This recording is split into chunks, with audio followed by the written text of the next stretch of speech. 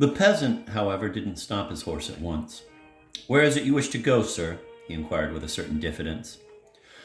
Mr. Verkovensky didn't understand at once. "Is it Kotovo, sir?" "Kotovo? No, not really. I don't know it, although I've heard it mentioned." "Kotovo is about 7 miles from here, sir. It's a village." "A village? Charming. Yes, I think I've heard of it." Mr. Verkovensky was still walking on foot, and the cart still didn't stop for him to climb up. A brilliant idea flashed through his mind. "You may perhaps imagine that my papers are in order. I'm a professor, that is, a tutor, if you wish, but a top one, a head tutor. I would like very much to climb into your cart and sit down, and I'll be very happy to buy you a quart of wine." "I'll have to charge you a half ruble for it, sir. The road is real bad, you know." "It wouldn't be fair otherwise, sir, would it?" the woman said, backing him up. "Half a ruble? All right, so it'll be half a ruble." The cart stopped, and through the joint efforts of all three, Mr. Verkovensky was hoisted into it and seated next to the woman on the sack. Thoughts never ceased whirling inside his head. From time to time, he himself realized what a distracted state he was in, and that he couldn't think about the things he should have been thinking of. And he wondered why it was so. There were moments when he was painfully aware of his morbid inability to control his mind, and it irritated and depressed him. "Why is this cow tied behind like that?" he asked the woman. "You never seen one before, sir?" The woman burst out laughing. "We bought her in town," the man explained. "Our own cattle died back in the spring, in a plague, around our village. It hit all the cattle and killed half of them, enough to make you howl." And he cracked the whip over the horse as the cart got stuck in a rut. "Yes, that happens in Russia, as we Russians in general..." "Yes, it certainly happens," Mr. Verkovensky was unable to complete his thought. "If you're a tutor, sir, what'll you do in Kotovo? Or are you going on further?" "Me? Well, I don't really have to go any further. I am going to a merchant's house." "Must be in Spazov, then." Yes, that's it, Spazov. Although it really makes no difference." "Well, if you were heading for Spazov and walking on foot like that and with those boots of yours, I'd say you'd have got there in a week or so," the woman laughed. Right, but that makes no difference either." Mr. Verkovensky interrupted her impatiently. "What terribly inquisitive people," he thought. "The woman speaks better than the man, and I note that since the abolition of serfdom, their syntax has changed somewhat. What business is it of theirs whether I'm going to Spazov or not?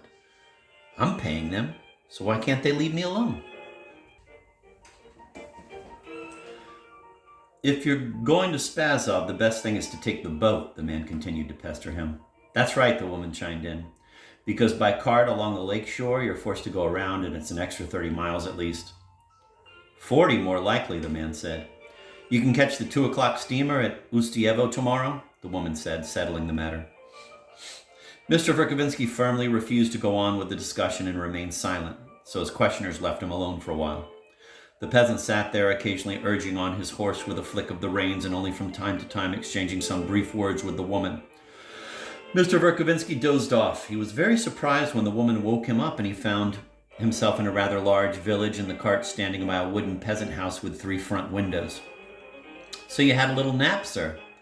What is this? Where am I?" "Oh, well, what's the difference?" He sadly climbed down from the cart. He looked around dejectedly. The sight of the village struck him as terribly alien and unfamiliar. "Oh, I almost forgot about the half ruble," he said to the peasant with an exaggeratedly anxious gesture. Apparently he was afraid they were already going to leave him. "You can settle it inside the house, sir. Please come in," the peasant invited him. "It's nice inside," the woman said enticingly.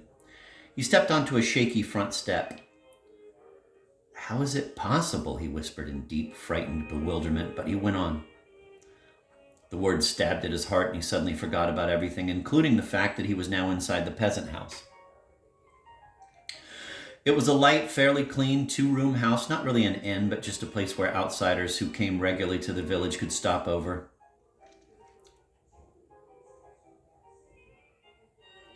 Quite at ease, Mr. Verkovensky went straight to the corner of the room reserved for visitors, but he forgot to say hello and sat down, sinking deep into thought. Soon a very pleasant warmth spread over him after the 3 hours spent out in the damp on the road. Even the chills that ran up and down his spine spasmodically, as always happens with particularly nervous people when they are feverish and pass suddenly from a cold place to a warm one, began to feel pleasant. He lifted his head, and the delicious smell of hot pancakes, which the mistress of the house was busy making on the stove, tickled his nostrils. Smiling a childlike smile, he leaned forward. He leaned toward the landlady and lisped, "So I see there are pancakes going? Charming. Would you like some, sir?" she said, offering him some politely. "I would like some. I would like that very much indeed, and I would love to have some tea, too," Mr. Verkovensky said animatedly. The famous, delicious, thin peasant pancakes dripping with melted butter arrived on a large, blue-patterned dish. Mr. Verkovensky tried one with relish. "How gorgeous, how tasty. If only it were possible to get a little bit of vodka. Would it be vodka you have in mind by any chance, sir?" "Yes, that's exactly what I had in mind. Exactly." "Would you like a 5-kopeck glass? A 5-kopeck one, a 5-kopeck one, a 5-kopeck one?" Mr. Verkovensky nodded approvingly with a blissful smile. Ask someone from the simple people to do something for you, and if he is able and feels like it, he'll do it gladly and conscientiously. But ask him to get you some vodka, and his unusual quiet friendliness will be transformed into a great eagerness to please, almost a brotherly solicitude for you, as he goes for your vodka.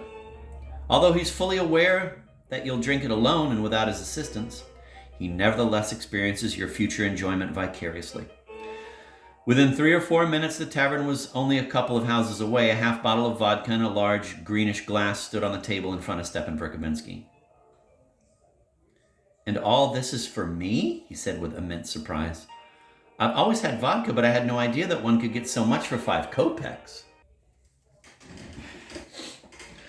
He poured a glass, stood up, and rather solemnly crossed the room to the opposite corner where his traveling companion, the peasant woman who had shared the sack with him and had pestered him with all those questions, was now sitting. She was flustered and refused at first. Then, after refusing the required number of times, she finally stood up, drank politely in 3 swigs, the way women do, and with her face conveying the scorching sensation in her throat, bowed to him and returned the glass. He returned the bow very solemnly and, looking very proud of himself, returned to his table. He had done it all on the spur of the moment, having had no idea, even a second beforehand, that he was going to offer the woman a drink. "I am very good at dealing with simple people, just as I always tried to tell them," he thought with self-satisfaction, pouring the remaining vodka into his glass. And although there was less than a full glass left, the liquor sent a warm wave through his body and even went to his head a bit. "But it's not at all unpleasant to be ill. Wouldn't you like to buy this, sir?" he heard a woman's quiet voice say next to him. He raised his eyes and saw a lady. She must have been past 30 and had a very modest look. She wore a dark town dress with a gray kerchief around her shoulders. There was something very pleasant in her face that immediately attracted him. She had just come into the house, where she'd earlier left her things on a bench close to where he was sitting now, among them a briefcase that he remembered having noticed on coming in and a small oilcloth traveling bag. From the bag, she now produced 2 beautifully bound books with crosses engraved on their covers and held them before him.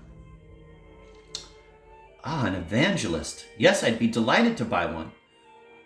I gather you are a gospel woman. Well, of course, I've read it many times. Half a ruble? 35 kopecks each. Certainly, I'll be delighted. And I've been wanting to reread it once more for a long time."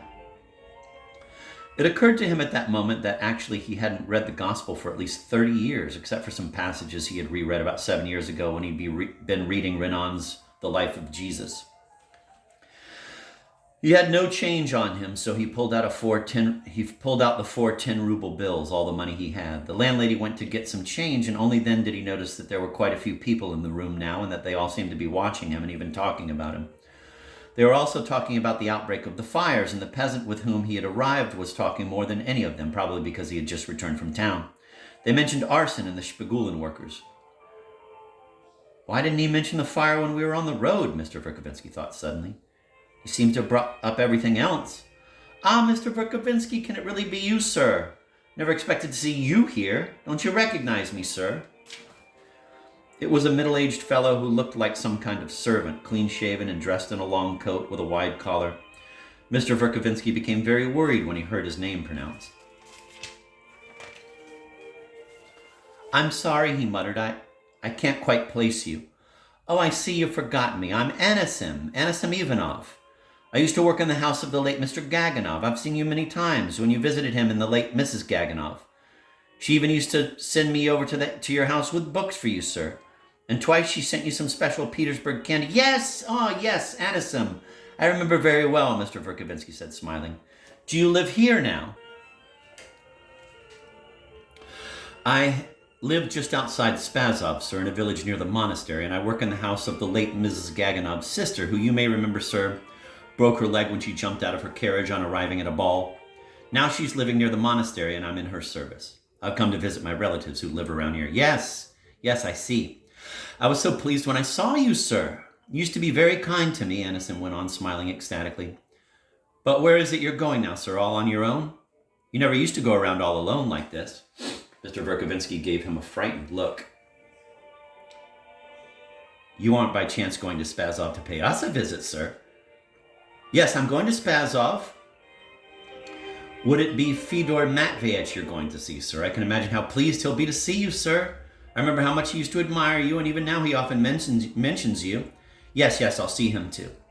Well, to be sure, sir. And these peasants here almost burst with surprise because someone told them he'd seen you walking on foot on the road. Ah, they're a stupid bunch, sir. That's right, Anisim, it was I. I made a bet, like the English do, that I could walk all the way on foot.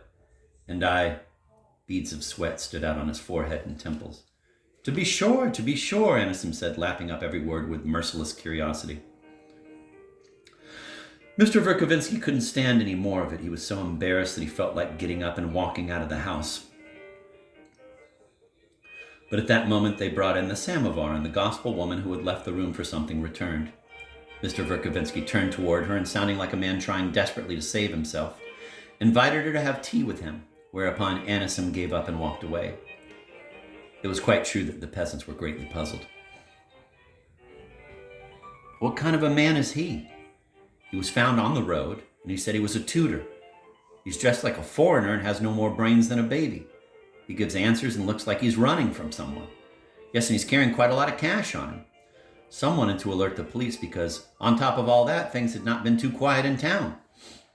But Anisim immediately reassured them out in the passage. He informed everyone who was willing to listen to him that Mr. Verkovensky wasn't really a tutor, but, quote, a great learned man himself and working on those great learned problems, end of quote. That he was a local landowner and had been living for 22 years at Mrs. Stavrogin's, the widow of the general. That, quote, he was the most important person in her household, you see, and that everybody in town had the greatest respect and admiration for him. That he was the sort of man who'd get rid of 50 or even 100 rubles at the gentleman's club in one evening. That he had reached the rank of counselor in the government service, which is like lieutenant colonel in the army. Just one notch below a full colonel, you see. And that obviously he had money because through that general's widow, Mrs. Stavrogin, he has all the money he wants and don't have to count it ever, and so on. But she's a lady. Indeed, Mr. Verkovensky thought, recovering from Anisim's siege and watching the gospel vendor with agreeable curiosity, undisturbed by her pouring the hot tea from her cup into the saucer and alternating sips with nibbles at a small lump of sugar. Never mind this thing with the sugar. There's something distinguished and independent about her, and at the same time so quiet, only in a slightly different sense. He soon found out that her name was Sophia Ulitin and that she lived in K, where she had a sister, the widow of an artisan. She was also a widow. Her husband had been killed in action at Sevastopol just after being promoted from sergeant to second lieutenant. But you're still so young. 34, Mrs. Ulitin said with a smile. Why, I see you even understand French. A little. After I lost my husband, I spent 4 years in a wealthy family and I picked it up from the children.